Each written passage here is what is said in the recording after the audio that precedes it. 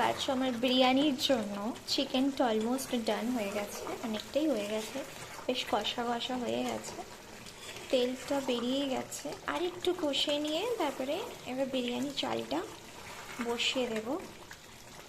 আমাদের সাথে তো আমি অনেকবারই শেয়ার করেছি বিরিয়ানি রেসিপি, আর আমি আর শেয়ার করছি না সেভাবে, শুধু দেখাচ্ছি। জলের মধ্যে আমি তেজপাতা আর একটু সাদা তেল দিয়ে দিয়েছি, আর এখানে আর একটু জল দিয়ে একটু ফুটিয়ে নিচ্ছি, একটু গ্রেভিটা বেশি করছি এই জন্যই।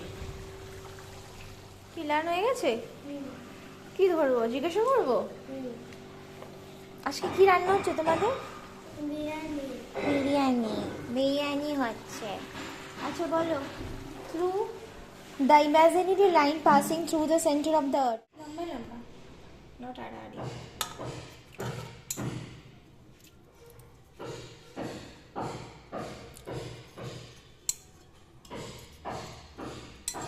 এটা কি অসাধারণ হয়েছে, দেখো।